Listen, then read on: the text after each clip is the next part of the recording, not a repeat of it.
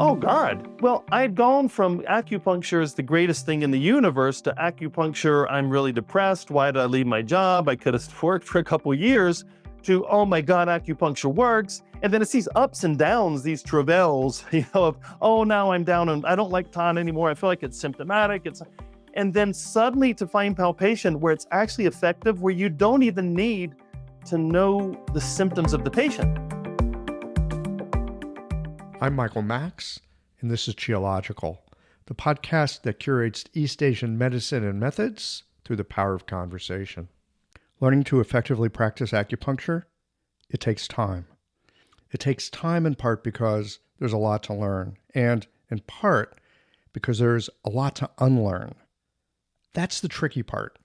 Cramming information into your brain, that's one thing. Being able to update your cognitive models of how things work, that's more difficult. At least it is for me. I like the feeling of competence that comes from having a sense of understanding that I know things and have capacity. One of my obstacles to learning is finding a way of taking in new information that does not fit my current understanding. Finding room for new data or ideas and having it fit with everything else that I think I know. Often enough, there is some unlearning that needs to take place.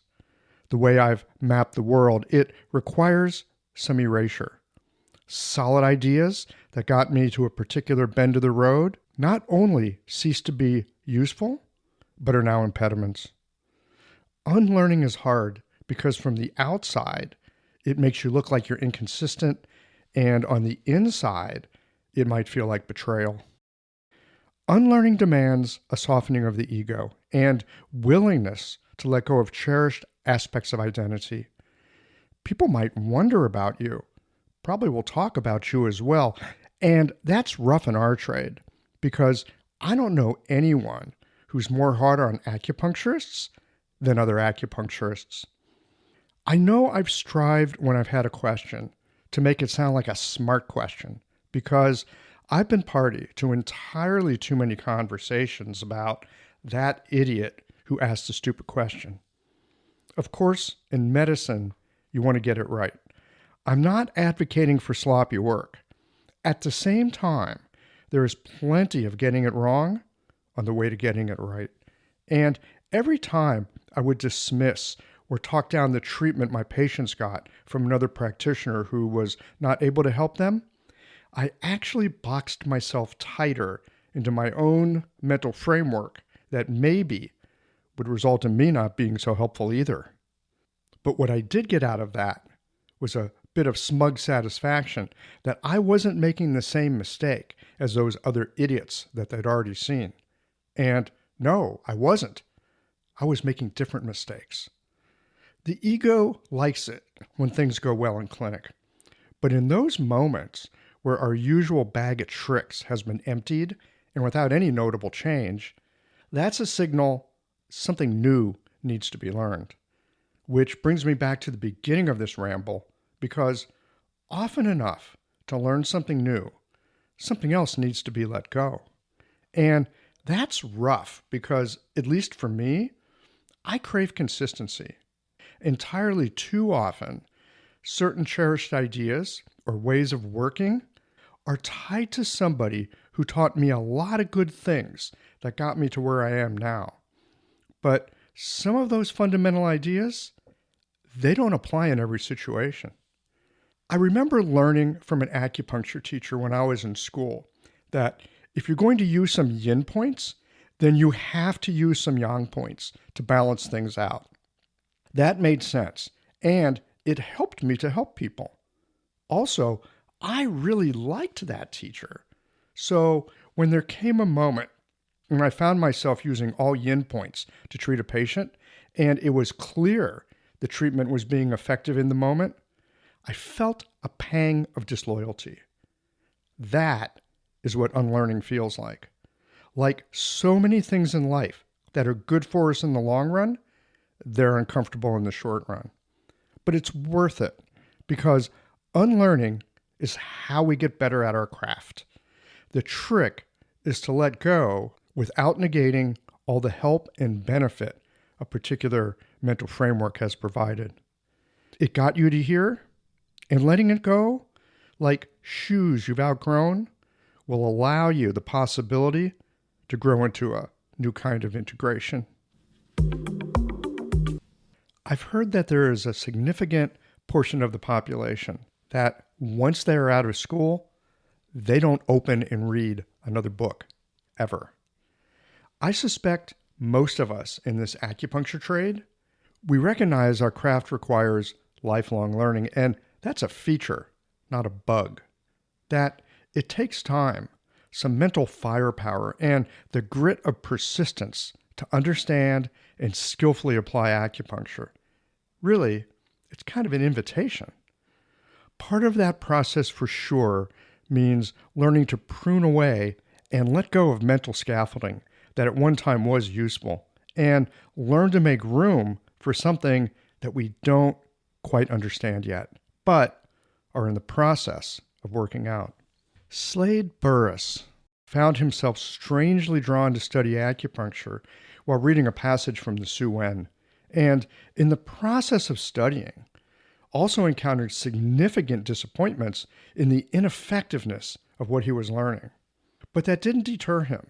Instead, it had him dig deeper and chart out for himself what he thought he understood, and beyond that, what he didn't. Some people are enlivened by what they don't yet understand. They have a way of being inquisitive in the face of not knowing. Today, we'll be discussing the sixth element. Yeah, you heard that right. Not the sixth chi, the sixth element. It gets lively. Stick around. We'll be right back. These conversations come to you through the generous support of our sponsors and members. Blue Poppy, your new one-stop shop, has speedy shipping options on everything that you need for your clinic. It's Women's Health Month at Mayway Herbs. Check out the new website for learning resources on helping women with herbal medicine. Are you a creature of habit? How about making a change that helps your patients and the planet with AccuFast needles? And later in the show, raising your fees doesn't have to be a difficult process. Jane has helpful suggestions on making it easy and effective. And finally, have you considered that having a thriving, profitable practice is one of the most healing things that you can do? Julie Bear Don't Walk has, and she can help you do something about it too.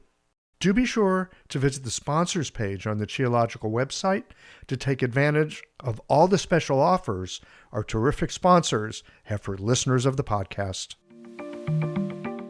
Picture this. Your clinic is buzzing with patients, and then you realize that you're down to your last box of needles.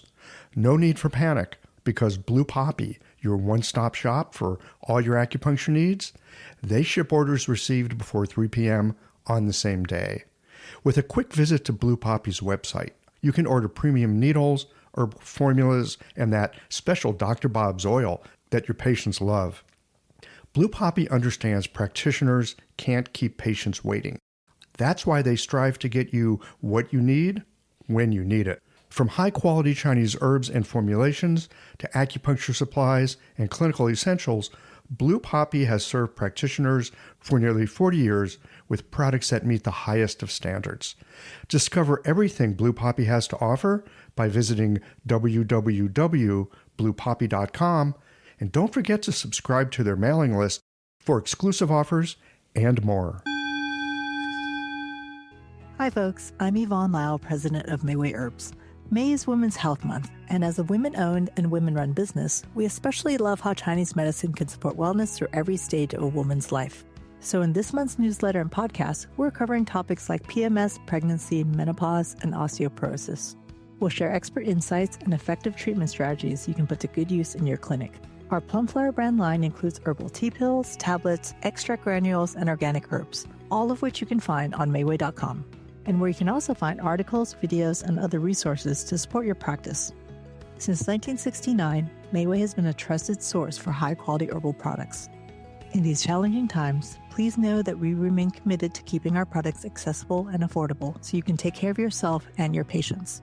As always, thank you for supporting Real Chinese Medicine. Daily habits and routines feel comforting, familiar, easy, automatic. That's the power of repetition. You've worked out the kinks and can do it with your eyes closed. But what if you shook things up? What if you ditched the old routine and tried something new? Hi, I'm John Sten. I've practiced acupuncture for over 30 years, and together with my wife Kelly, we created the world's first eco-friendly acupuncture needle. The AccuFast earth-friendly needle system cuts your packaging waste by 60 to 90%, depending upon your needle type, speeds up your needling, gives you more control, and best of all, while you're healing patients, we plant a tree for every 2 boxes your clinic uses. Thousands of acupuncturists have already made the switch. In just the last year, they've helped plant over 16,000 trees. Since we started, that number has grown to over 50,000. So break the routine. Be the change. Visit AccuFastNeedles.com. Your patients and the planet will thank you. Slate Burris, welcome to Geological. Michael Max, good to be here. Very good to be here. Yeah, this is going to be fun. You do this thing called neoclassic acupuncture. We're going to get into that in a moment. But I'm always curious, how did you find your way into acupuncture? I mean, you're kind of a middle-aged guy. It's not like this particular moment in time where kids go from like high school and maybe a little school and then, acupuncture school. How did you find your way into what you're doing? It was a long journey. I'll try to make it somewhat short so it doesn't take up the hour. But I'd worked as a tour guide in India, China, and lots of A tour guide? a tour guide, yeah, tour guide. Okay. And I lived for a year in China, and I had done a lot of Qi. I'd studied with this guy in the park, my Tai Chi, some Qigong, and for some of it we had to do meridians. And I would take tourists actually to see acupuncturists. And I always looked at it as kind of silly. I mean, I guess I don't know, some patients sometimes might look at it like this. I just don't see any big results. I don't see anything great. I see people trying to hulk off a bunch of expensive herbs to people, to. Yeah, they did that in China. Yeah, a lot. And I wasn't that interested. But then I was back in the US and I used to go to a bunch of Vipassana retreats, these 10-day silent retreats. And one of the retreats, I was actually on this one working in the kitchen, and I met a girl who was an acupuncturist. And I had mentioned to her when I lived in India, I had met Yeshi Dandan. I went to him it was the Dalai Lama's doctor. And I'd gone to him a few times. She was like, "Oh, Yeshi Dandan, I love him." And again, she was an acupuncturist. So to be honest, I was interested in her. I wasn't interested really in acupuncture or anything else. And I went to go visit her. I love it. I was interested in her. In Savannah, Georgia. And she was giving these treatments. She had tons of patients. And I remember going back in her office. Well, number one, I was bored. And I go out in the waiting room. I felt like this, I don't know, little lackey or something, because she was 8 hours a day doing treatments. So I'd come out and talk to the patients. And they started telling me stories. "Oh, this got better. This got better." And this is going to sound, woo-woo, mystical, corny, whatever. But I remember sitting in the back in her office reading a book, and it was the Ling Shu, a book I actually do not like very much for long explanation. But there was a chapter, and I don't remember, and it was the translator, because I've since looked at it from different translators, and it's not the same. But it said something about the singing of the needles, something about the song of the needles or the singing of the needles. And there was this moment I got chill bumps, and I didn't bawl crying, but I had like tears welling up in my eyes, and I got chill bumps right now. I mean, you can see me on the camera. I don't know if you can see the chill bumps. It literally fills me with chill bumps. Remembering this, I got them all over my body now. It was just welling up, and I was like, you know what? That's what I'm going to do. I'm going to be an acupuncturist. And at that time, I was signing a contract with Expedia.com, that internet company, to do their Middle Eastern markets. I was going to be the head of the Middle Eastern markets, and it paid a lot of money. So I was like, oh man, maybe I'll just go work for a year and a half and then, make some money, because I was broke, like completely broke. And so I made a good amount of money in a year and a half. The whole time I felt like a spy or something, because the whole time I knew I was going to quit my job and go study acupuncture. And so for a year, I'd stick myself with a needle or two and, read books and stuff while I was making some money, and then quit, and eventually went to acupuncture school. Wow. And that's how I got started. you were reading the Ling Shu. They're talking about singing needles. There's something, the song or the sing. This is hilarious. I mean, I can imagine myself when I was first thinking about acupuncture. If I came across singing needles, I'd be like rolling my eyes, right? But for you, you're like, oh yeah, this is for me. It's so interesting. Yeah. And the weird thing is, I'd been to acupuncturists. I took tourists to acupuncturists. I was so exposed to acupuncture. I even knew an acupuncturist. He wasn't a good friend, but we'd hang out and talk sometimes. I could have cared less about acupuncture. Right. You weren't interested. It was this one moment where it was like this sense of knowing, oh man, this is it. This is it. Wow. I had a guy on the podcast some years ago who, when I asked him this question, he said, well, I was at a restaurant and I kind of was eavesdropping on two women behind me. And one of them said, I just signed up for acupuncture school. And he thought to himself, yep, that's what I'm going to do. And he went and did it the next day. All right. So, Wow. Well, that's pretty cool the next day. That's pretty important. I waited 1.5 years, but yeah. Yeah, but you knew you were going to do it and you saw a path to it and you walked yourself to it. It's so fascinating. And funny enough, at that time, I had been in, I can say it now, because I had been in interviews. I'd actually gone back to the U.S. to interview with the CIA. Now, it's not something I'd ever want to do, but this was, some years ago, 16 years ago, and they're looking for Arabic speakers. And I was, at that time, pretty good at fluent in Moroccan Arabic. And I was interviewing. And so one reason I was going to work at Expedia was they said, you need to have 1 year in an office to show you can work in a closed environment and come back. And it was literally, I remember I was getting ready to sign the contract. I was sent the contract and I did sign it just they called me to say the contract was sent on my way to that, on the way to that Vipassana retreat, which is kind of funny. It was like two roads forking in a way. It's kind of funny. Yeah. That's amazing. Okay. So the Ling Shu speaks to you. You wanted your way to acupuncture. No, spoke to me. Yeah, spoke to you deeply, like every cell of your body, sounds like. Yeah. So my suspicion is you studied regular old acupuncture, but that's not what you're doing today. I studied good old every day. I went to OCOM, which sadly closed down last month, Oregon College of Oriental Medicine. I know.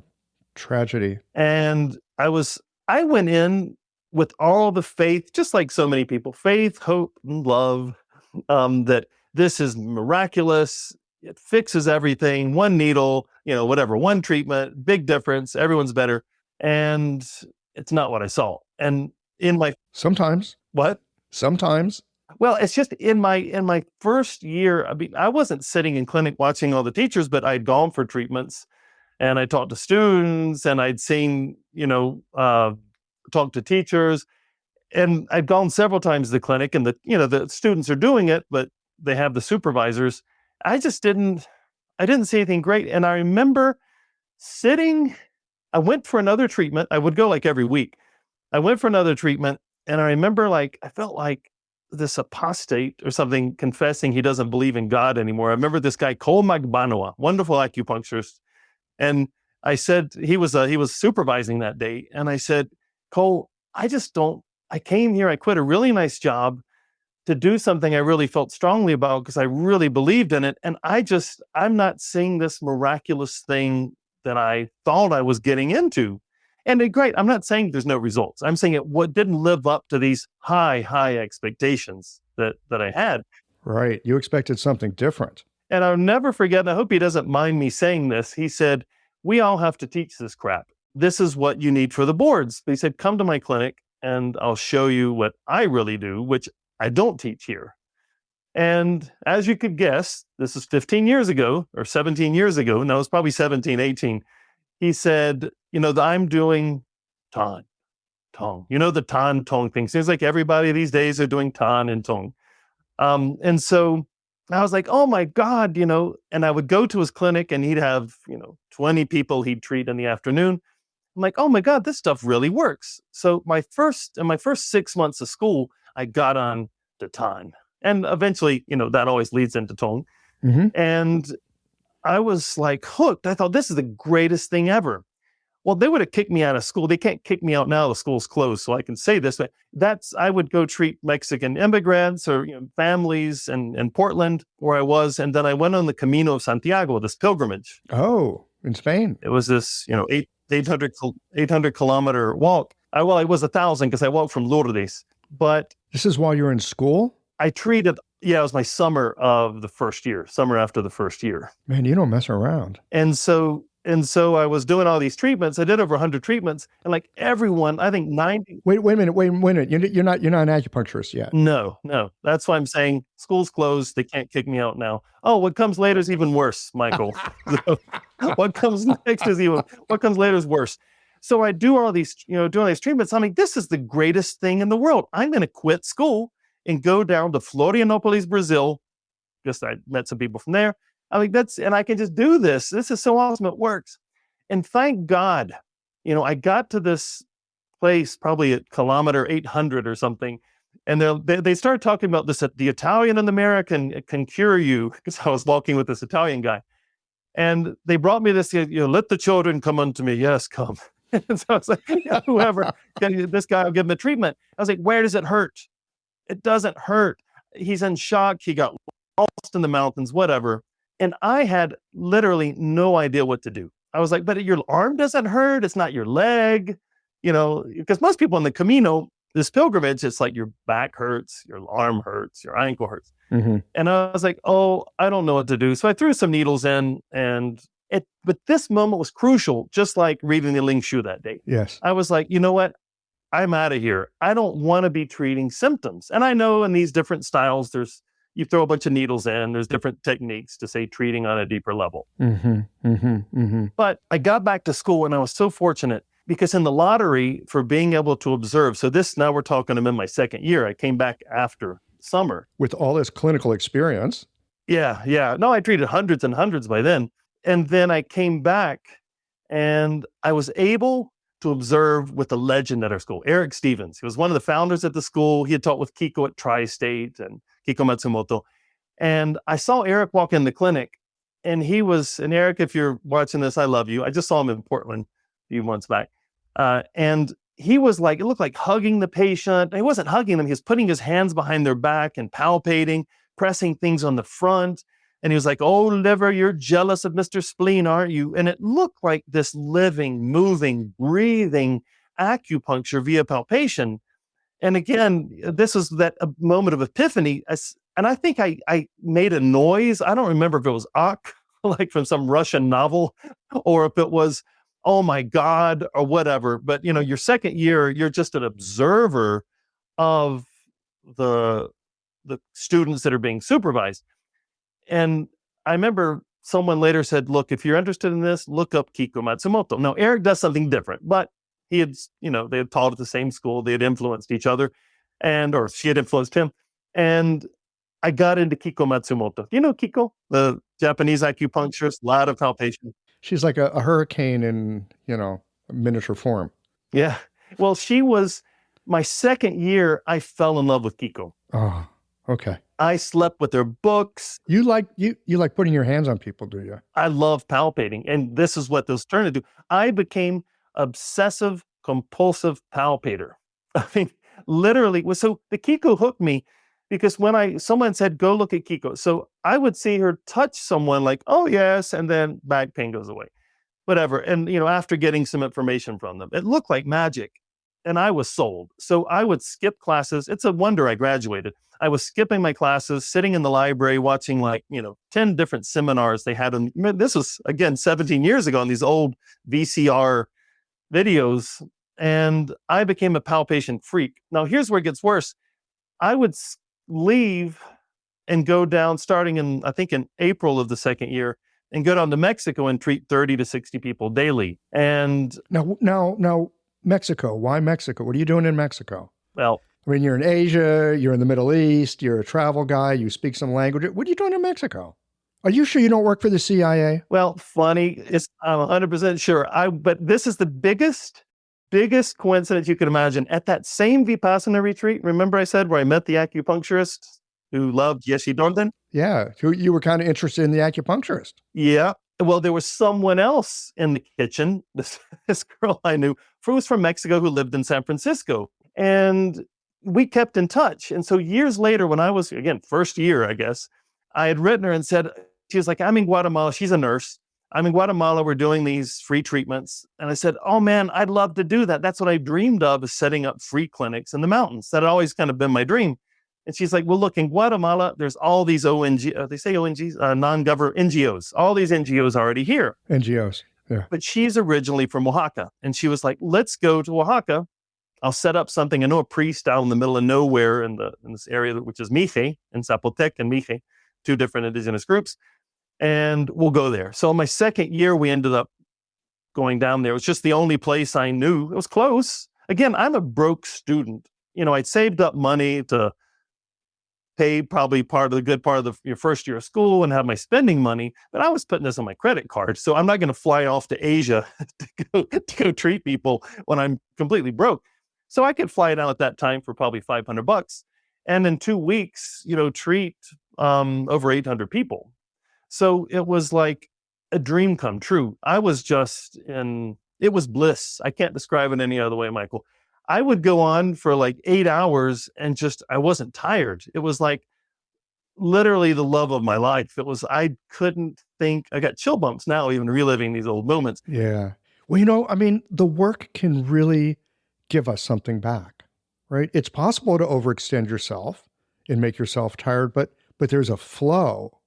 There's a flow with this stuff. And it is possible to reach the end of the day and, maybe a little tired because a day well lived, but not exhausted, right? You're like filled up in a certain way.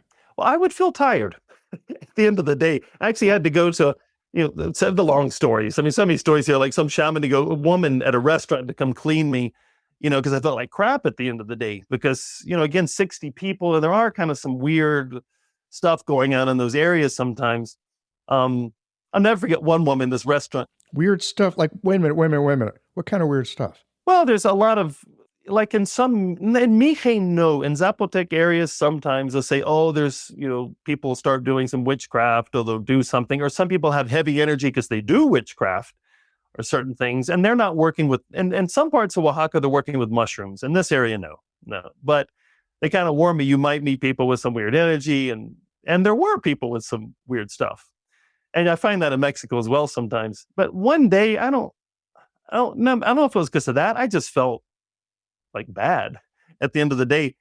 And I remember I had some twigs or something, and I've had a restaurant. So many people are into like giving you cleanings. I was at this restaurant. It was just a little box with the bricks, basically, where she made tlayudas, this dish they serve. And I said, ma'am, can you give me a cleaning? I'd been there several times. Like, can you give me a cleaning or something? I feel kind of bad. And she goes, yeah, and walked off. She served me my tlayuda. She didn't say anything else. So I'm like, I'm out of, I'll go ahead and leave. I don't want to force her. She's kind of shy, whatever. And, I paid for my tlayuda and I was going to leave. She goes, don't you want your cleaning? And I'm like, yeah, sure. She takes my branches that I had, I forgot what twig it was, and gets probably, I don't know what it was, probably cane alcohol or something, and spits all over me and just goes, go to the dogs, go to the pigs, and leave my doctor alone, and starts hitting me. She literally transformed from this shy, unassuming woman into this monster. And funny enough, I felt great afterwards. And maybe it's because I was being sprayed and spewed with grain, cane alcohol. But sometimes it did make me feel better after some. So yeah, you can feel tired after treatments, but you wake up the next morning with the excitement of Christmas and you want to go again. Yeah, I get it. Okay. And that posed a problem for school because, there were some supervisors were angry because I'd say I can't go to clinic this week and I'll do double shifts, the week I get back. But I really hated going into the clinic at school. I couldn't stand it. Because at that time, again, I was Kiko freak. I'd written this thing on Kiko Cliff Notes and stuck it on the computer. And I wanted to do Kiko stuff because it worked. And they would be like, well, it's kid damp spleen, use spleen 9, and there's probably some chi, whatever you call it. They need yin chi, put kidney 3, and they wouldn't get better. And then I'm going to do some Kiko thing, and they would get better. But I hated. Right. Let me do something that works. Yeah. And I hated having those. Let me do something that I know it works. Yeah. So palpation. I mean, I get it. It's cool to watch people that really know it and it informs them. For you, what happens when you put your hands on people? I mean, it sounds like you really get some information. You get a lot. Kiko kind of got you started with it, but it sounds like it lit you up in some way. Oh, God. Well, I'd gone from acupuncture is the greatest thing in the universe to acupuncture, I'm really depressed. Why did I leave my job? I could have worked for a couple of years to, oh my God, acupuncture works. And then it's these ups and downs, these travails, of, oh, now I'm down and I don't like Tan anymore. I feel like it's symptomatic. And then suddenly to find palpation where it's actually effective, where you don't even need to know the symptoms of the patient. When I would do so it's pure palpation, people come into Mexico, I do a conference with like 30 people. I treat 25 people in 2 hours. And I'd say, don't tell me what you have. You can tell them, because it was for show. I was trying to get people for courses. So you're trying to show off whatever, to show what it's capable of, let's say. And you can wipe out, they got 3 different symptoms, but you wipe them out without needing to know even what their symptoms are. Because in acupuncture, we often say, I'm treating from a root level. And you've heard that a million times, and we say it all the time. This episode is brought to you by Jing, the clinic management software that honestly just makes running a practice easier. Let's dive into something that's never easy, but sometimes necessary: raising your fees. It can feel awkward, right? But here's a tip that can really help. Consider offering flexibility to your patients as you introduce the change. When patients face new fees, it's natural for them to feel uncertain or concerned. That's where flexibility can really make a difference. Offering options like a phased increase, suggesting a payment plan, or even taking a moment to talk things through can help to ease the transition. These thoughtful gestures show your patients that you're listening and care about them, which strengthens the trust you've worked so hard to build. If you're looking for more ideas on how to navigate these kinds of changes, head to frontdesk.jane.app and check out the article, How to Tell Clients You're Raising Your Fees. One last thing, if you're ready to give Jane a try, you can use the code CHEOLOGICAL for a 1-month grace period on your new Jane account. Well, and we like to hold ourselves up at a high level because, watch this. I'm going to treat the root. Yeah. And we do a little magic show, right? I mean, we have an opinion about that. But if by saying, I'm going to treat a root level, but what's your symptom? And so if that symptom influences my root level treatment in a great way, I mean, if that's a major influence on my root, how root level is it ultimately? So that was one of the big questions in my head, my second year of school. It was like, because Kiko would be like, oh, get rid of Oketsu or whatever some of these things, get rid of this pattern on the abdomen. And you would often, not always, but about 50, 60% of the time, you'd see, wow, this enormous alleviation of symptoms.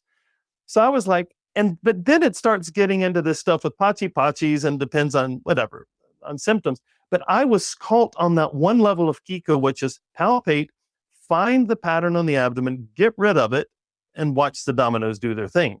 So again, that's what started. I was never planning on developing a system of acupuncture. I was happy with Kiko. It was just like, but I was. Well, just like you were happy with Tan, you were happy with Dong. Yeah. Right? They had their places. They were instrumental developmentally for you. Very much. Yeah. And what I started noticing when I was doing 30, 60 people a day were these patterns, which were large swaths. So it started off with these, oh no. Before that, there's so many levels here, Michael. I'm sorry. It's actually a really long story. No. This is great. Yeah, no, I'm with you. Carry on. Something came before that. I noticed, okay, so one of my favorite acupuncturists, I'm not going to say names, had mentioned, okay, a certain point is good for that. Let's just say, I'm going to make it up so there's no connections here. Fire point of spleen is great for diabetics. Just say. So how do they prove it? As they're giving... Wait a minute. Why not tell us what the magic point is for diabetics? Because you're going to find out it's not a magic point for diabetics ultimately. Okay, good. All right. So if you still want to know it, I'll tell you. No. Actually not Jason Robertson, it was Wang Jui used to say, there are no secrets, right? If you understand what's going on, then you understand what to do. Yeah, but the moral of this story is this point is not for diabetes. So I don't want to tell you a lie. So the point she was actually using, I'm doing, so there's no connection, so it doesn't look like I'm criticizing anyone. It was triple warmer 4. Triple warmer 4. I understand. Okay, triple warmer 4. But all right, so they triple warmer 4. So, and then what they did is say, diabetics often have pain on the gastro because there's, problems with circulation, there's some neuropathy. Often they're going to have pain, contracture, or neuropathy on the gastro. And so he or she would put in triple warmer 4 and then try the gastro, and gastro's better. And I was like, oh my God, yeah. But a wise man once told me, he said, whenever you're confused, and I use this is one of the greatest pieces of advice I've ever had, turn down the volume, watch the actions. No volume, pure actions, and then... turn down the volume. Whenever you're confused, turn down the volume. And watch the actions. Watch the action. I love it. Now, don't do that on a podcast because you'll be even more confused. But so I turned down the volume in my head, and what I saw was she put in triple warmer 4 and the pain and gastro disappears. So I said, okay, let's test this. So I'm obsessive compulsive about being methodological and testing things. So I was like, all right, let's do triple warmer 4 on someone that's not a diabetic and they have pain in their gastro. Boom, did it. Pain goes away immediately. Wonderful. Now, so is this a recipe for the gastro? Well, let's test it. So then I found people that had pain up in the upper part of bladder, like upper leg. So we're out of gastro region now. Let's do the point on them. Not a diabetic, but pain on bladder from gastro and upper leg. Wiped it out immediately. Then I was like, wait a minute. I think this point is actually opening up a whole meridian. I think it's opening up bladder meridian.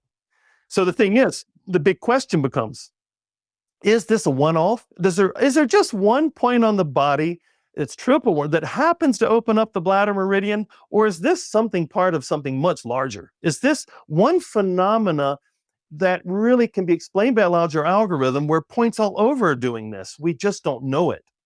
So thus began probably one of the happiest moments of my life. One of them, because having children, stuff like that beats it. But you can't imagine, it's like a dream time of my life, just palpating constantly. What I would do was put in a point, I'd find people. So when I say palpating, leg meridians, so I would go in the upper leg where there's more muscle. And if I would palpate the entire stomach meridian, let's say, on the upper part of the leg, and it's painful, I would consider that a closed meridian. If I palpated gallbladder, I would consider it, it's painful, a closed meridian. If it were not painful, I considered it open meridian. Yeah. Okay, I can follow that. And I would do the same with spleen, liver, kidney. I would just touch a point, and I've been practicing this before. I'd touch a point, and then I would write and see which meridians opened and which didn't. And I would write it down. I'd do that again with someone else, write it down. And I would do this. I've still got papers somewhere. I've just, dozens and dozens of pages of graphs and things. And I started looking at the Chinese clock. I was like, oh my God, I understand the algorithm. And that part, it felt like it just came to me. Once I had the algorithm, it was just like, oh my God, this isn't real. There's points all over the body capable of opening not just one meridian, but, well, ultimately, it's a long story, up to 16. And this is all empirical. So I was no woo-woo mystical. I was just freaky, empirical, obsessive compulsive about what point opens what meridian and what's the algorithm behind it. So that I was really onto for about a year. And after a year, I was like, man, there's nothing left to do here. I've already got all the charts. I've charted everything out. I've tested it. I've retested it. You mapped it out. You had this idea and you went and mapped it out. Yeah.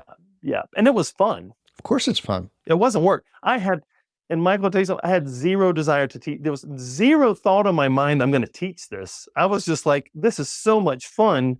For years, I never told anyone this. And on the advanced levels, where it gets into 16 meridians with opening everything with one needle, I taught the course for years. I didn't teach anyone the advanced level because it's too difficult. It's like a Rubik's Cube. No one will love it until I started going to Russia to teach.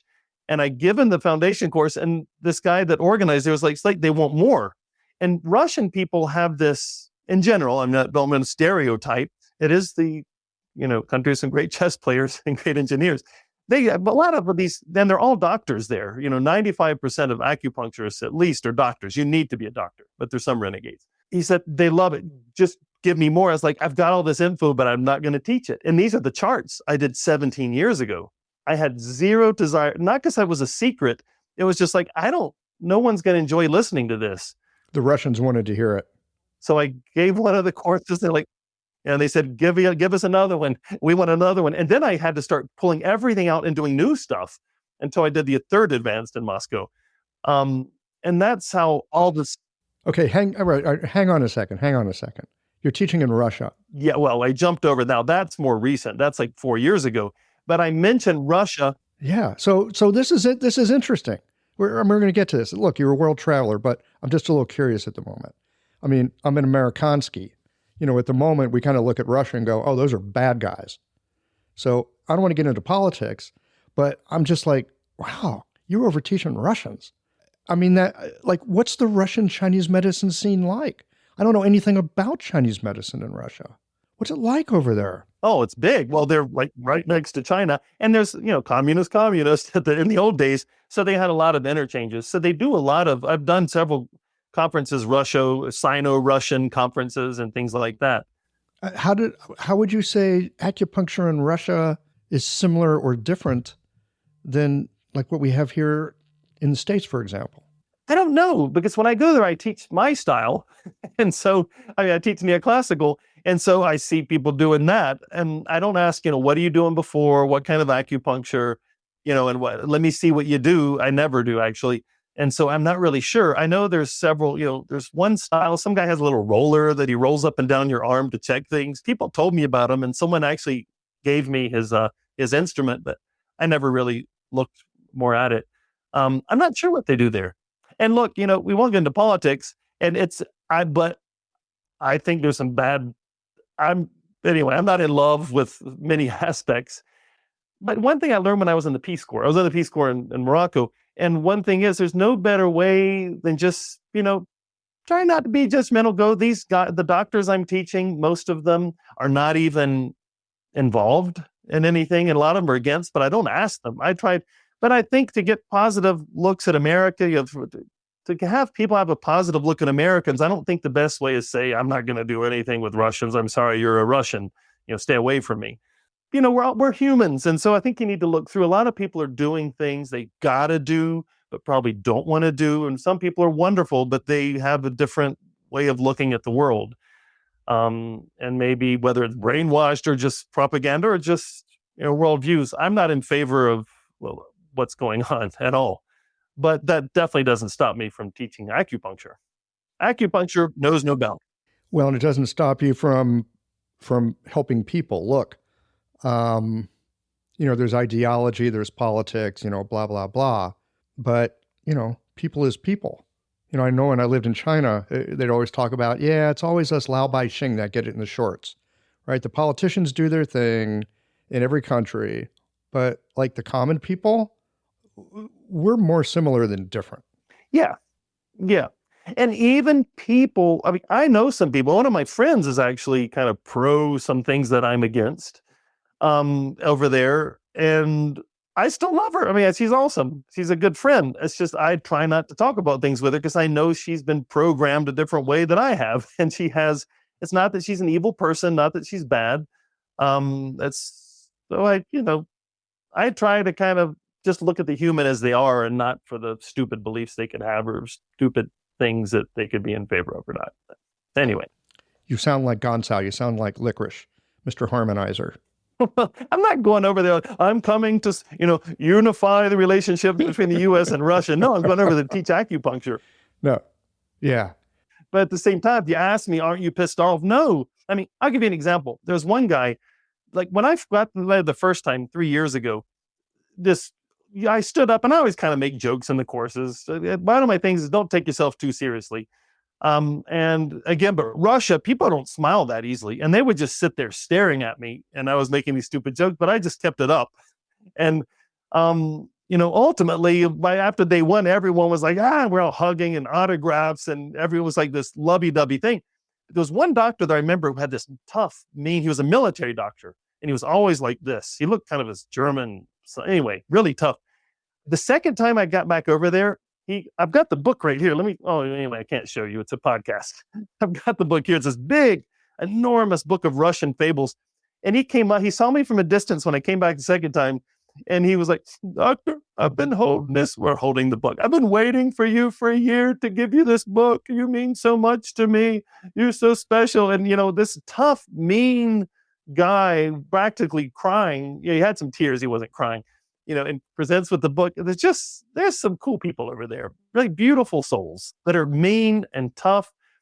But when they open up, some just really beautiful, heartwarming. So you're teaching this stuff all over the world. All right, let's wind the tape back just a little bit here. Let's go back.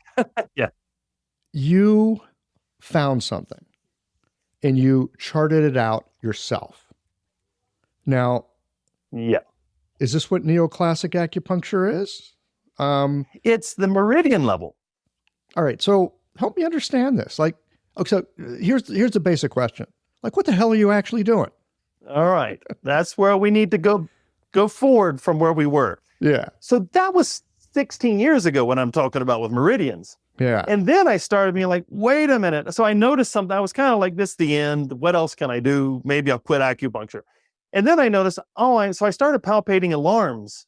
And I was like, oh my God, when I opened the lung meridian, the lung alarm opened front and back on the same side. So again, this is all palpatory empirical. You press lung alarm, open lung meridian. You open lung meridian, press lung alarm's open. And then I charted out all the alarms. And then something really weird happened, which I was writing a book about this, and this is a long time ago. But as a postscript, I mentioned, I've noticed something on the abdomen. There's quadrants on the abdomen. And I would call, let's say quadrant 1, which is the upper right quadrant of the abdomen, I'd call that lung for long and complicated reasons. But I noticed when you would get rid of these quadrants, symptoms would go away. So I used that as a postscript on the book. I never published the book because that postscript turned into the book I would eventually write, which was about the elements. And so again, it's a long, long story. But I started seeing that there was a way of diagnosing the elements objectively, just as objectively. And my kids just got home from school. You may hear some screaming. Guys, no screaming. So I got back. I found a way to objectively diagnose some meridians. And not only that, to objectively diagnose to diagnose an element and to objectively diagnose why an element was in predominance. Such a long story there, very long. And started, working with elements. Well, of course there's a long story. I mean, look, the elements is something we've been talking about in Chinese medicine for thousands of years. It's not a small thing. It's like one of the main maps. Yeah. The thing is, I had done 5 element before and I was kind of into it. I was trying everything when I was in school, I would go to every seminar because they were free and I would try and I got into 5 element for a while. And I just felt like it was a mix of NLP. I'm going to touch the spiritual mound on your chest where this is where your ancient elders reside in your heart. And when I, place the point, it will open this up. It seemed to be a lot of suggestion. And it didn't, to me at the time, I'm not, just the way it seemed to me, I'm not making definitive statements here. The way it seemed to me was, they smell like rotten egg. They sound weeping. Okay, it's metal element. Well, not everyone's going to get the same diagnosis there. And maybe that's a valid diagnosis. And then even if you do say, all right, it's metal element they have, does that mean it's too much, too little? Do you treat the mother, the child? What do you do? This was, when I say palpation, I was so non-woo-woo mystical. It was completely, I just want to palpate meridians, yes or no, open or closed, alarms, yes or no. But then when that started applying to elements, where it's like, oh my God, there's a way to objectively diagnose an element. 20 people diagnosing will get everyone the exact same diagnosis. And not only that, you can find exactly why that element is in predominance. So it's not just an idea about what an element is or how it is, and maybe you get that diagnosis, maybe not. You're putting your hands on the body, or you could have other people put their hands on the body. And because the body is telling you, you can overlay that elemental map And it's like, that's the element right there, based on the channel. Yeah. And the cool thing was, when you'd get rid of the element, it would cause a domino effect where all the symptoms would disappear. So it's not like, have you heard someone say, and I've heard this before, I'm treating the root level of your body. And since I'm treating the root level, it may take a few treatments for it to manifest on the more superficial levels, which are the symptomatic. What freaked me out was when I would treat on this level, symptoms would go, we're talking 10 seconds. And, that would get your attention. Yeah. And I felt like Alice in Wonderland. I said, each moment of these serendipitous kind of things, literally, I look back on them and I'd love to relive some of those moments because it just feels like, oh my God, I can't believe the body's like this. What I'd thrown away the elements, Michael. The elements to me meant nothing at all this time through all of this until I found these patterns I started calling, the lung function or the lung, the large intestine function, and then saw, oh my God, these are the elements. So suddenly the elements meant everything to me. It's one of those concepts I'd thrown in the trash can because I didn't know how to use it.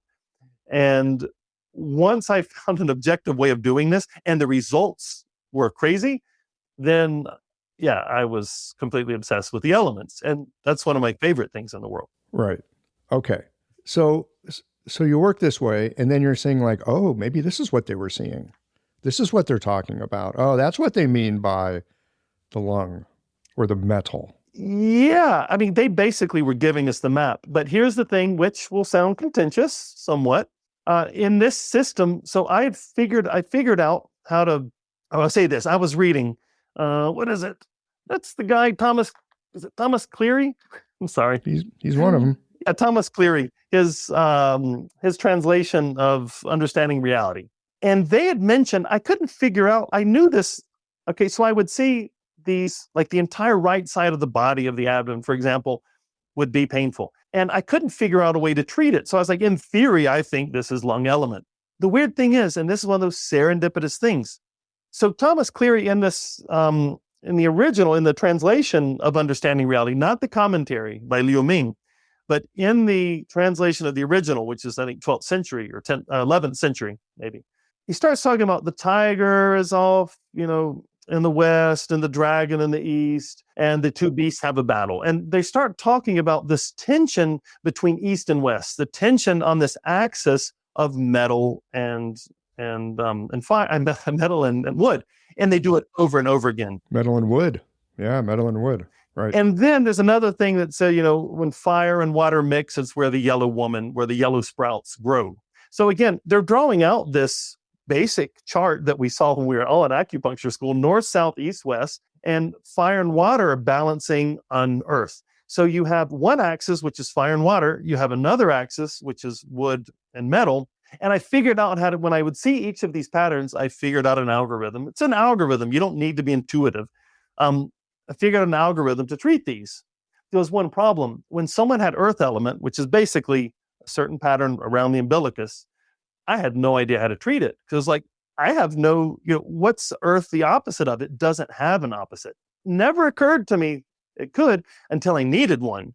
And I was like, wait a minute. In the algorithm, you're using the organs associated with each element. And so I was like, well, there's two organs I'm not using in this. I'm not using pericardium and I'm not using triple warmer. I try to balance in the algorithm. I plug in triple warmer pericardium as if it were a sixth element.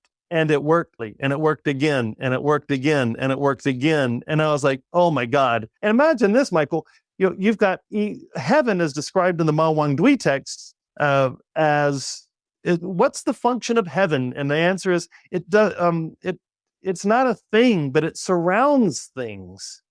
It's not a thing, but it's the thing through which all things exist. Pericardium, that which surrounds the heart. Triple warmer surrounding the other organs. And I don't want to get... Yes, that's right.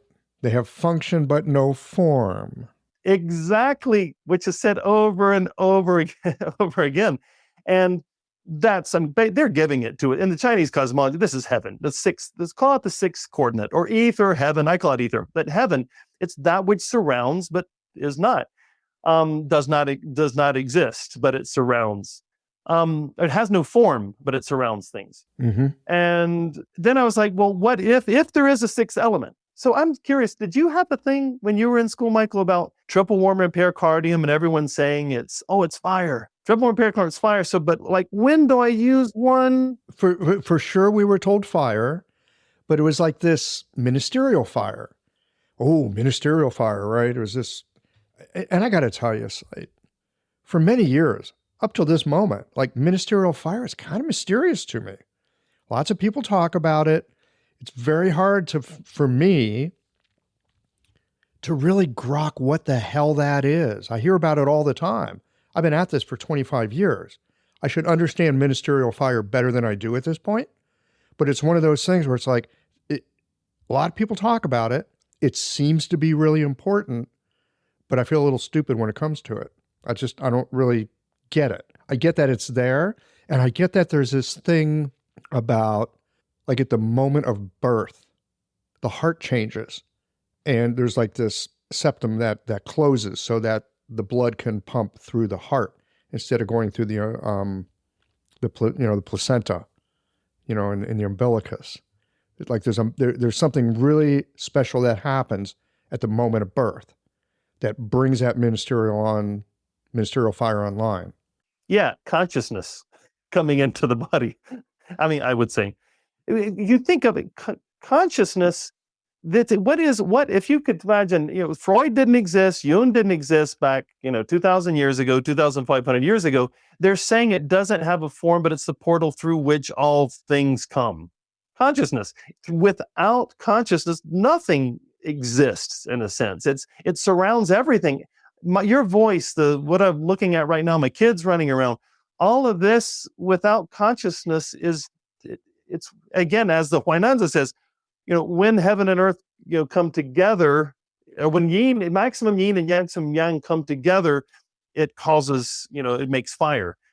When consciousness and its contents, because earth, I think, is the contents of consciousness, heaven is consciousness. And when those things come together, that is, and like you said, comes online. Something comes online at birth. You actually said it beautifully. I think that's consciousness, or the spirit in the body, or whatever. That conscious being is there inside the body. But so you found, and again, this is fascinating because we get it. We get into ministerial fire. You get into Mingmen. You get into this. I like how you bring consciousness into this. That, I hear you say it. It's like, ooh, I need to think about that and investigate that. That kind of sounds right. That sounds like something worth investigating.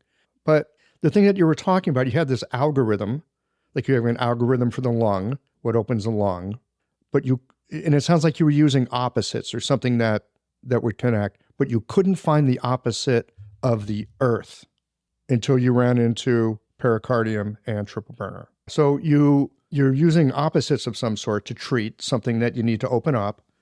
Very common in Chinese medicine, right? That's not an unusual idea. Mm-hmm. Mm-hmm. Not at all. But you come to the earth and you're like, I can't find the opposite of earth. What's the opposite of earth? Oh, pericardium, triple burner. Yeah. I just dryly plugged. I wasn't thinking there's a sixth element. I was just saying, let me plug in the two organs I'm not using as the opposite of earth. Basically that. Oh, that's interesting. Okay, I've used all these puzzle pieces. What's left? Well, there's these two sticking over here. Let's try that. Exactly. And let me just say, you're not the only person. Me and you, we're not the only people puzzled by this. I think other people are. But there's this guy in the 20th century who said, what's his name? I forgot his name. 1 second, I've got it right down here. Who says, and this is one of my favorite quotes. I put it like the beginning of the book because it's so amazing. He says, over the past 3,000 years, this has never been settled finally. Why? What is the quote? Why the deception of all of mankind? That's pretty dramatic. Why the deception of all of mankind just for the triple warmer and pericardium? Imagine that. For 3,000 years, it's never been settled finally. Why the deception of all mankind just for the triple warmer and pericardium? That's a powerful quote. Sounds like he's looking for a fight. The 20th century guy, I think. I've forgotten anyway. No, it's maybe 19th. I can't find the quote here. It actually comes from Paul Umschild's translation of the Nanjing. So in that, there's tons of commentaries or commentaries in that book. And reading the commentaries is actually really cool. And that's one of the commentaries that's in the Huainanzi, so for reference. And so again, there was no desire to, 6 elements. It sounds like a marketing scheme or something. 6-element acupuncture. It sounds like a science fiction movie. Yeah. Yeah. Actually, I think there is one, the 6th element. It's love. It's not the 5th element, the 5th element. It's the 5th element, actually, but it's got Bruce Willis in it. And what's her name with the red hair? But the 6th element. So tell us more about the 6th element. Well, here's the thing. Going back to that quote, imagine, in the Ma Wangdui text, they mention 11 meridians, not 12. Can you guess which meridian's missing there in the Ma Wangdui text? Oh my goodness. Pericardium. Seriously? Okay. Pericardium. When you get to the Su, suddenly there's 11 meridian. There's 11. There's 12. There's 12 meridians suddenly. The 12th meridian shows up, pericardium, but there's only 11 organs. So it's like, all right, so in the Ma Wangdui, there's only 11 meridians. And when the Su Wing comes, okay, there's 12 meridians, but there's only 11 organs. Something weird's going on here. And it's kind of funny. In chapter 5, I think or 7, I've forgotten. Su Wing, it's the numinous orchid chamber. There's a really funny chapter. It's the only chapter that makes me smile. The Yellow Emperor's talking to Chibo, and he's like, Chibo's been saying there's 11 meridians.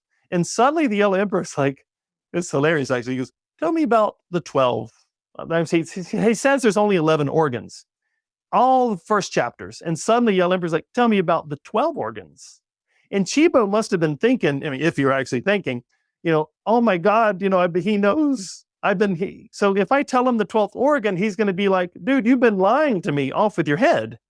And if I don't tell him, it sounds like he already knows because he's like, yeah, tell me about the 12. He's being very specific.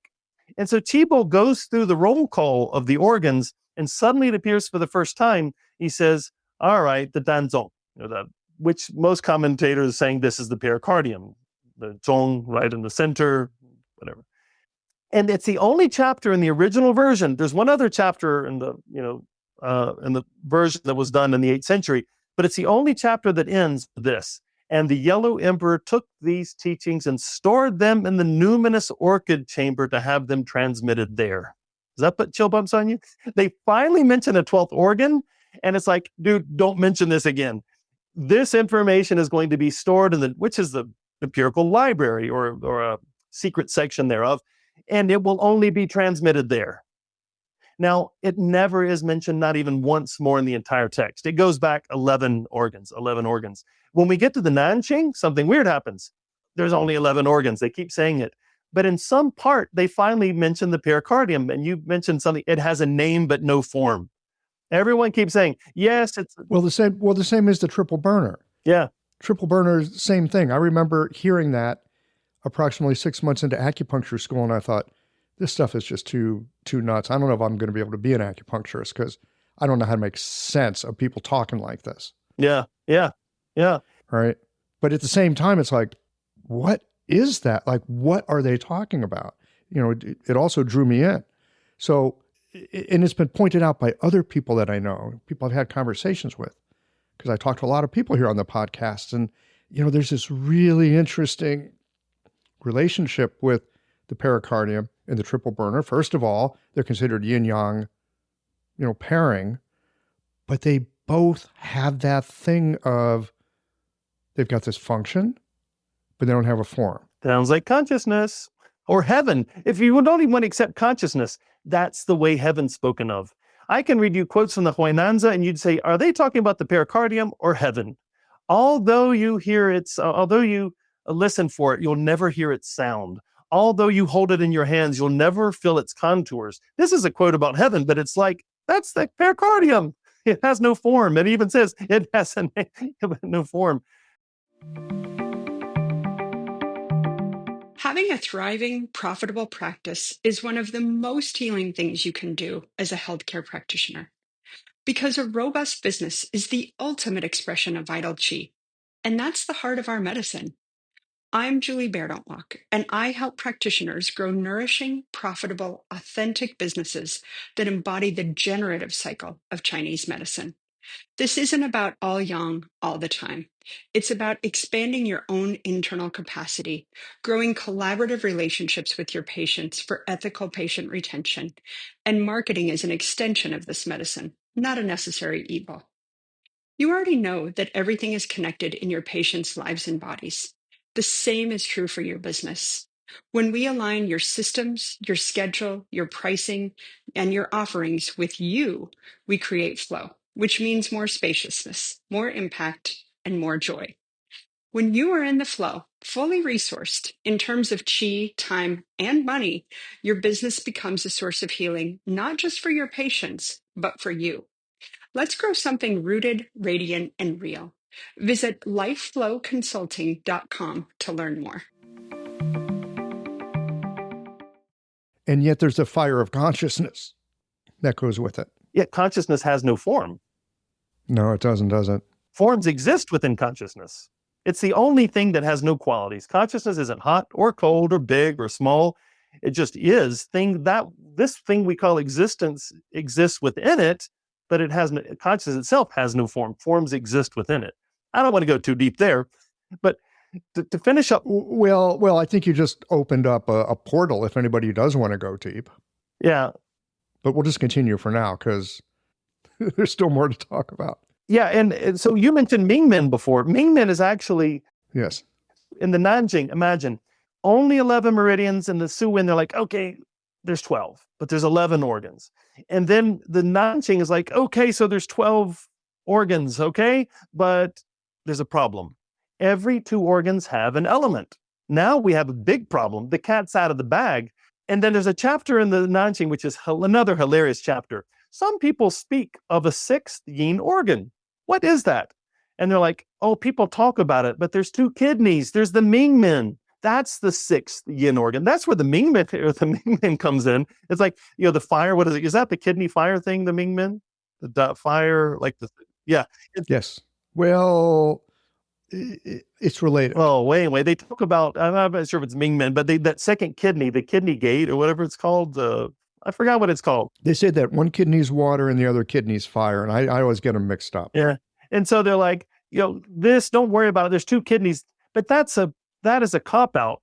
The problem is, once you admit what they've never wanted to admit ever since Mao Wangdui, that there's 12 meridians, once you admit there's 12 meridians, you would admit there's 12 organs. And once you admit there's 12 organs, every 2 organs has an element. So the problem is, what element is it? Well, it's in the exact same text. They come up with a silly answer. And they put it as if they're embarrassed about it in a little chapter in Pulse Diagnosis. And they're like, yeah, well, fire actually has 4 organs. It's got pericardium and triple warmer. And so it's like, what? Finally, after 300, 400 years of these texts, where there's no pericardium meridian, and suddenly there is, but it doesn't have an organ, they finally admit it, and they're like, yeah, but it doesn't have an element. Or you push it with fire. To me, this seems like, and I've got so much more to back it up, but this is a short conversation, that what they're not saying is, okay, there's 6 elements. And what's the problem is saying there's 6? Then you've just given the spark plug, the car works. I don't think these texts were made as acupuncture for dummies. Just anybody, here, read the book and you can do acupuncture. And it's said, and even in the Ling Shu, and even the Su Wen, it needs to, there's an oral teaching with it. And the Ling Shu, I said, and later I didn't like that text, but there's a beautiful quote where this guy comes to comes to Thundersire, his disciple, and says, we are in the temple now and we cut our wrists and they exchange blood. I don't recommend doing that. And I will give you the texts and now they will be explained. And so there's an oral thing that comes with this. And I mentioned Thomas Cleary and the Alchemists. They are clearly giving us, there's 3 axes. In the same quote where they say where fire and water mix is where the yellow sprouts grow, just after that is said, heaven and earth meet where the sweet dew falls. So we have all these horizontal axes. They tell us about metal and wood. They tell us about water and fire. Suddenly there's a vertical axis, heaven and earth, where they say it meets where the sweet dew descends. These alchemists are giving us the secret the other ones didn't. We can look at the cosmology of the alchemist and look at the cosmology some are not wanting to talk about, I think, in the text. It sounds a little conspiratorial, it does, but they're clearly giving us three axes, heaven and earth, water and fire, where they balance, and then wood and water. So it's only for that reason, after reading that text, I decided to try balancing that way instead of generating and controlling cycles. I honestly believe there were two competing schools. One that didn't want to be known about, and the other that's like Britney Spears. They won't ever shout it from the rooftops. And you've got this generating, controlling cycle, whatever, but you've also got this alternative thing. And again, it's just so much to talk about in this little time, but you've got this other version of three axes. That's okay. You know what? We can take as much time as we want. We can roll with this a little longer. So this is... So let me jump in here for just a second. I'm trying to grasp this. There's a lot going on here. This is cool. We've got our generative cycle. We've got our control cycle. We're very familiar with that with the 5 phases. You're talking about there's another dimension here that has to do with the earth and the pericardium, triple burner. Is this something that's beyond control and generative, or is this related to it? It's completely different. I think it's an alternative school that existed before. Generative controlling cycles work within a 5-element system, not a 6. But if you have a 6-element system, there's 3 pairs. 3 pairs, 2. Generative controlling is out of the door. So I honestly think, and again, in my book, I talk tons about it and I give all the backup for it and everything. It sounds like I'm just spewing out some crazy idea, but you look at a 6-element, it's a different motor of interaction. I would call it that. It's a different motor of interaction between the elements. You can say 5 elements or 6, but you need a motor of interaction if one element is going to influence the other. So in a 5-element system, the motor of interaction would be generative, controlling, whatever, insulting. In a 6-element, it's just simply 1 axis, 2 axes, 3 axes, which doesn't. And that's the whole reason, I think, once you say the 6th element, the big thing is, you could say, who cares 5 or 6? Well, the motor of interaction changes. It's no longer this sort of drunken conga line of people running around in a circle, but this elegant kind of tango between 3 different pairs. Okay. Now, at the same time, I don't want to belittle and say, 5 elements stinks, it doesn't work. I don't know about that. I just think there were 2 competing things. And only thing I know is the 6th element, the motor of interaction has amazing clinical results. And when I use that... This is so fascinating. The 5-element stuff really can work. You can work it. I've been working it in clinic. You can do that. I've been studying some acupuncture. It really looks at using the 5 phases and the 6 qi in a very integrated kind of way. It's a very helpful system, clinically very useful. But it's relying on, I like your word here, the motor of the 5 phases. But it also has a consideration for the 6 qi within that motor of the 5 phases, as I understand it. Okay? I'm hearing you talk about this other system. There's a 6th element, and we're not using the control and generating cycle. We're looking to balance 3 different poles. And I don't understand how to do that because I haven't studied any of this. But as I hear you talk about it, I think, wow, that seems worth investigating. That sounds really interesting. And especially as I hear you phrase it, well, it's a different motor. It's like you can have an internal combustion engine car that'll get you down the street, or you could have an electric car. Those are really different motors.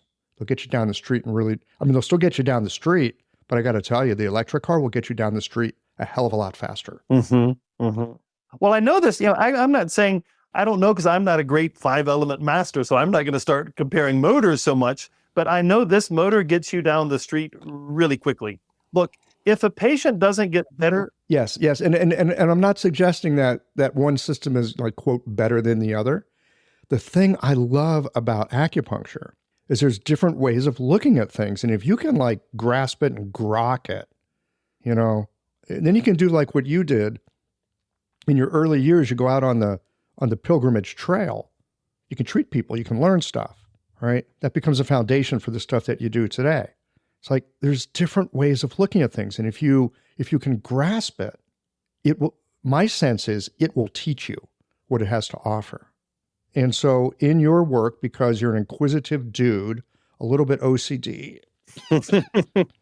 like putting your hands on the meridians, you've been able to come up with this sixth element and how these things, they just play differently together is what I'm hearing. Mm-hmm. And it's powerful. Can you tell me a little bit more about like how it gets its efficiency? Like how it gets that power? Maybe just give me a clinical example to ground this theoretical talk. That is a darn good question in terms of where does it get its efficiency? Because that's the secret to the entire system. So again, there's advanced levels in this. So it starts getting into where you do everything with one needle. But here's the entire philosophy is less is more, and that's nothing new. But because imagine a child playing with dominoes. You got 20 dominoes. And you can knock, if I'm going to do a symptomatic treatment, like, oh, I've got a good point for your arm, or I'm going to use some hologram and treat your elbow or something. That's like taking the last domino and knocking it over. And that's cool. That's what the patient came there for. You know, they came to get rid of their elbow pain, let's say. And so you're knocking over that domino, which is awesome.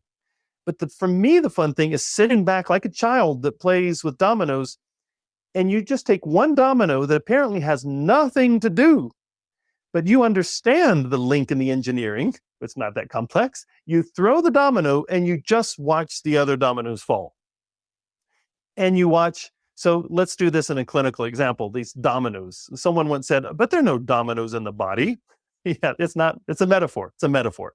So every time I do a treatment, again, people always say it's mucky, but every time I give a course, in Spain, I treated 70 to 80 people in the last masterclass over 3 days, with every single treatment showing, oh, are you better or not? Is it working? In Russia, the last time I treated over 80 people in front of everyone, they're all doctors, does it work or not? But each of these treatments, the secret is I'm never nervous at a treatment because I have a little secret. And I'll tell it to you, Michael. You said there's no secrets. I never ask a patient if he's better or not unless I know the answer. And there's a secret to know the answer beforehand. Feedback. So check this out. Let's say, got a patient. Last person I treated, multiple sclerosis. She couldn't feel her legs, but the last time I treated her, she had some problems from the arch of the foot down. So the legs were better, just something on the arch of the foot. So this in live, I did this on Tuesday, I believe it was. No, it was Sunday. So she had the ether element. Anyway, long story. She had an element. So I treated it. Now, I'm not going to ask the patient, how are your symptoms? What I'm going to do, I put in a needle. I make sure, let's say I'm treating, pericardium alarm to treat this, back alarm. So I put a needle in. I make sure I didn't miss the point. I invented the system. I miss points. So I make sure feedback. I hit the point. Number one. Number two. So now I'm going to check and see if I threw the first domino, the element, which in this case was ether. And so I'm going to go and check and make sure, is the pain, which is up here in the sternum, is it gone? Yes, it's gone. Wonderful. That's second feedback. Now, I'm still not going to ask the patient if her symptoms have disappeared. Now, remember I said domino effect. So if when I say a domino effect is all alarms should open, so there should not be any alarms active, front alarms, back alarms. All meridians should be open. That means there should be softness, jello, in all the legs, no pain in any meridians. And I call this my Chernobyl. It's like an old, imagine an old nuclear power plant with big big red buzzers on it. And if any meridian's still closed, I'm not going to ask the patient. I messed up somewhere, so I need to go back. But when I say the domino effect and feedback, I'm going to check, make sure there's no alarms left, no elements gone, and meridians are open. And then I'll say, all right, how are you now? And invariably, it's like a lawyer. You don't ask the question unless you know the answer. It's gone. And maybe there's 20% left. And then I'll go back and move the needle while she tries her foot and you try. So I feel like I'm cheating in a way because you're literally, the secret to everything is it's not the sixth element. I mean, that's the algorithm, but it's having feedback. And that's really, I think, with palpation, where the only way I know of to get objective feedback, like in real time, is the meridian open or closed? Yes, no. Are there alarms left? Yes, no. Boom. By the time I've gone through, which takes about 30 seconds, and made sure the abdomen's free, there's nothing left, the element's gone, abdomen's free, meridians are open, boom. Now I'm going to ask, how are your symptoms? It's a 2-minute treatment from diagnosis to treatment to how are your symptoms. So it's fast once you get the algorithm down. And it's cool because you can watch the mechanism as it occurs. Again, before a treatment, when I'm doing like a presentation or something, I'm like, look, all these meridians are closed. She's got these alarms. Then I'll go find the element, get rid of the element, and then come back and check everything. Once again, feedback, and then show. So you can see each domino fall or as it's fallen. So the entire thing is empirical. Right. Now, when you say get rid of an element, what are you referring to? I'm sorry, that's kind of slang. To get rid of an imbalance, so if ether is in predominance, so imagine it's this, you make it not predominant anymore where it's balanced. Okay, so you get the various elements to balance themselves out. You're looking for that balance. Yep. So that would, so it would be. And then that coherence goes through the system. Yeah, and and again, it gets more complex. There are a lot of cases where, okay, again, that's a 2-minute treatment. Now the treatment may be 3 minutes because you may throw that first domino. So imagine I throw the domino, meridian's closed on the left leg. So again, I call this my Chernobyl. It's my little control panel. I'm very visual. I have this look of, again, the bells and whistles of a 1950 nuclear power plant in front of me. And so if I touch the left leg and the still meridian's closed, I know there's what's called an obstacle on the left side. And it takes 2 seconds to find it and get rid of it. So again, I mapped out these things I call obstacles, which are, the definition of an obstacle is a domino that doesn't fall. And so so I speak of this chain reaction or domino effect, which is the magic of an element. If it doesn't make it to the end, so meridian's still open or there's still symptoms, it takes literally 30 seconds. Find the obstacle, get rid of it. Everything. And you do all this through palpation. You're having the patient's body tell you. You're not asking them, how do you feel? Well, that's not helpful because patients often don't know how they feel, or they want to try to please the practitioner. I mean, there's a lot of reasons why patient reporting is not accurate. Yeah, it's literally, But you're bypassing all that. You're just going for, what's the body telling me? And after that all clears up, you'll ask them about how they're doing. Yeah, well, if they can't move their arm, I'm like, all right, lift your arm, or try lifting your arm. Lift your arm. Right. I like that. Try lifting your arm. Whoop. Wait a minute, I can't do that. Yeah, so it makes it fun. Michael, this is like a video game. Like for me, when somebody says, I got to go to work today, that means, what, work? It's like a child playing a freaking video game. I mean, I've done tens of thousands of treatments, so many other people have, but it's still fun. Like each time I give a treatment, I'm always experimenting with something new. I'm doing something new called spheroidals now, but it's so fun because it's immediate. In this day of immediate reaction it's immediate. You can see, is it working or not? On what level did it not hit? Did it not get the meridian? So you know exactly the way to fix it. Because via palpation, you've got this crazy objective feedback. And here's the key, where you can actually scienticize, if that's a word, scienticize in a sense, the medicine. Because, pulse diagnosis is amazing. It's awesome. I'm not great at it. I think it's hard to really objectifize that, where 20 people are getting the same thing. And we can really make this an objective. It's tough, maybe impossible. But when you're dealing with... Yeah. Now, do you use the pulse much in your work? Never, ever. I don't do herbs. Never. So those of us that are not great with pulse, it'd be good to study what you have. Yeah, even if you do pulse, I'd say it's worth doing.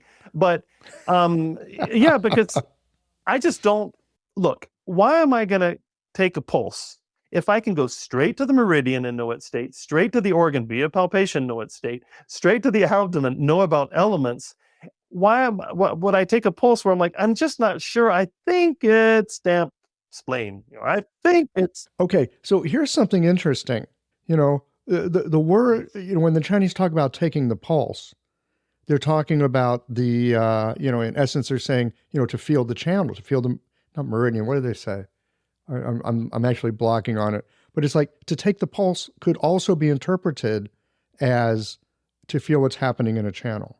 You're feeling what's happening in a channel, not through the radial arterial pulse, but through the vessel. That's the word they use.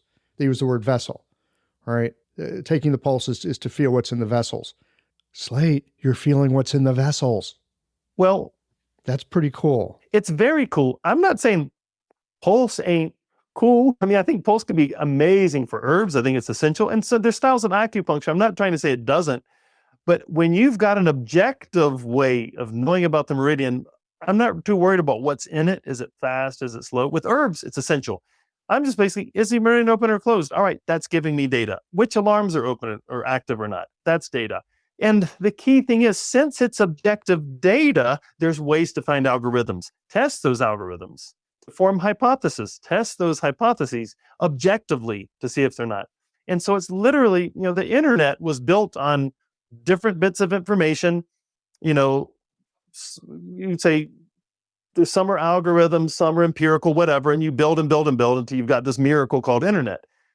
I think in this type of palpatory acupuncture is kind of, it's the same idea where it's empirical, make algorithms, take one algorithm as a premise and combine it with another. If those two algorithms are correct, X conclusion must be correct. If it's not, the whole thing falls down. So when I give courses, I do this. And you should feel a change in the meridian. I do this because I could just... And you'll feel a palpatory change. It's immediate. I mean, I've got my wife here, but it's a podcast.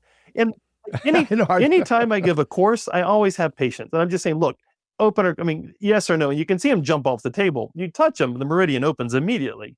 The algorithm is magic. The body is magic. To me, I don't know if there exists like great acupuncturists, but there's algorithms. And if you use these algorithms correctly, let the body shine. It's the body. I'm not trying to fake modesty. Oh, it's the body. It's not me. It's not this kind of bull. But I think this is really true. And I think it's important what you just said about the body does it, because so often, I know for myself, I've gotten entirely too much sense of myself and self-worth from, I can help people feel better. But the truth is, the healing happens in the patient. I didn't do it. It's a domino effect. I mean, there's something that I did with their body, but it really does come out of the patient. And that is the phenomenal thing, that there is something that is within us that when activated, just takes care of it. Yeah. And to sit back and watch it in real time is why it never becomes boring. I look at it as, because what I'm doing, they're all one needle treatments, the treatments. And whenever I do it, it's just, I feel like I'm just going to sit back and watch it happen, because the needle's not doing it necessarily. The needle is setting off a chain reaction. And I think for an acupuncture, let's say with this style, at least, especially to say, I'm a healer, I heal people. No, it's like, I don't have a gardener, and the gardener is like, I have plants. I want to put them in your garden and make your lawn beautiful. Okay, Juan, go ahead. And because I'm in Mexico, I'm using the word, make our garden beautiful. And friends come over and they're like, oh my gosh, you have the most beautiful garden. It's won awards. Oh yes, well, I work hard on the garden. That's a bit like the acupuncturist saying, I did it. Because all you did was gave the signal, all right, you can put some plants in the garden. Basically, in the system, it's a domino effect. You're just throwing the first domino.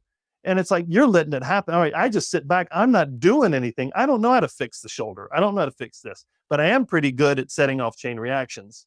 And the chain reactions are freaky because the body's freaky.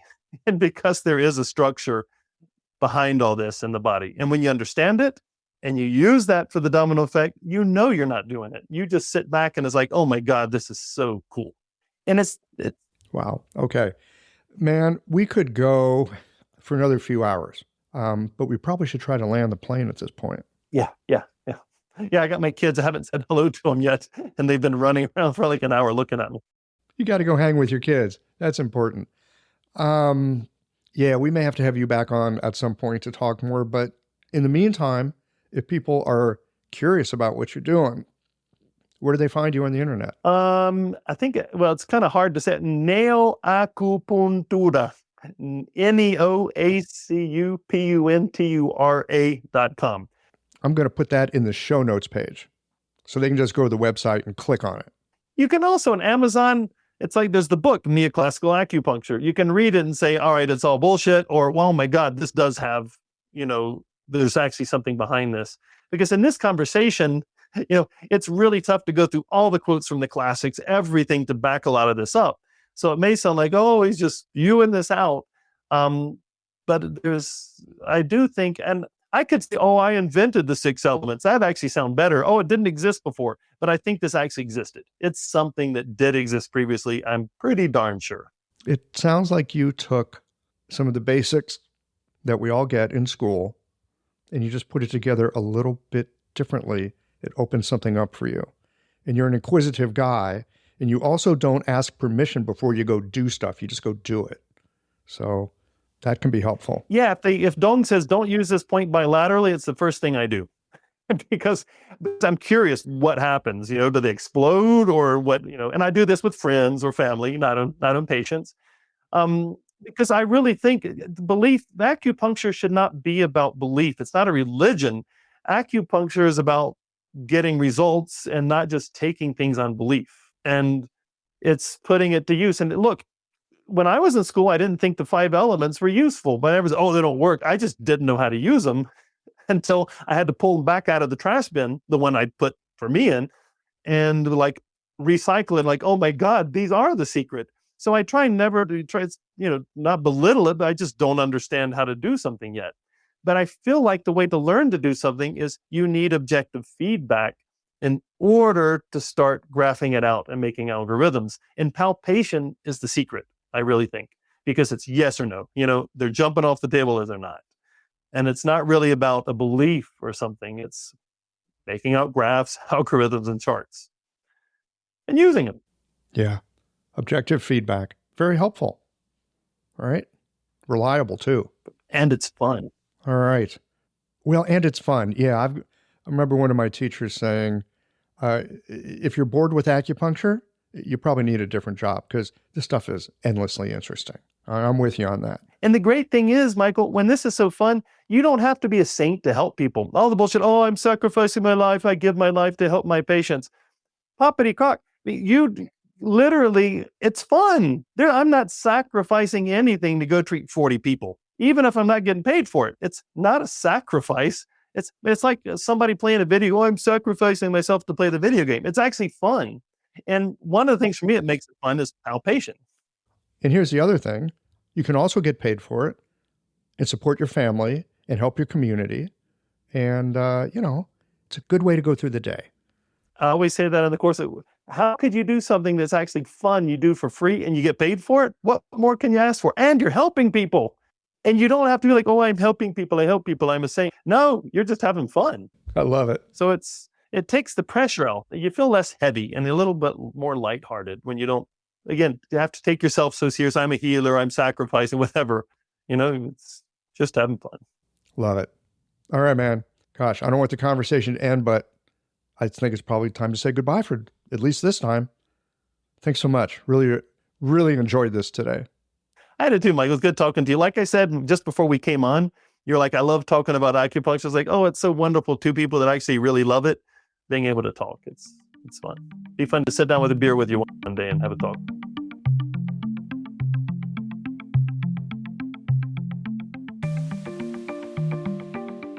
I've always had questions about the ministerial fire. On one hand, it's talked about as being very important. And on the other, I've not been able to get my hands around it in any kind of satisfying way. Maybe because the organs of the triple burner and the pericardium are both considered to have function, but no form. So there's nothing really to grasp. And yet, I want to. As a practitioner, I want to feel a kind of relationship and connection to whatever it is that I'm working with. I'm less concerned with mental constructs and more interested in how to help promote and facilitate change in actual physical ways. Otherwise, why are people coming to see me, and why am I taking their money? Slate's perspective that this fire 2 or ether, actually, I rather enjoy that he's less concerned about its name and more concerned with what it is. His idea that the pericardium and the triple burner is consciousness. It's that which we perceive through, that curious sense of awareness in being that's connective and yet ungraspable. It's the sixth element that perfuses through all the others.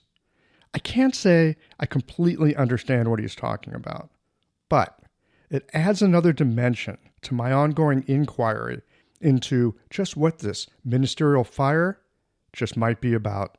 Well, here we are at the end of this episode. If you've listened up to this point, you're either a rabid fan of Qiological or the forward button on your podcast player stopped working.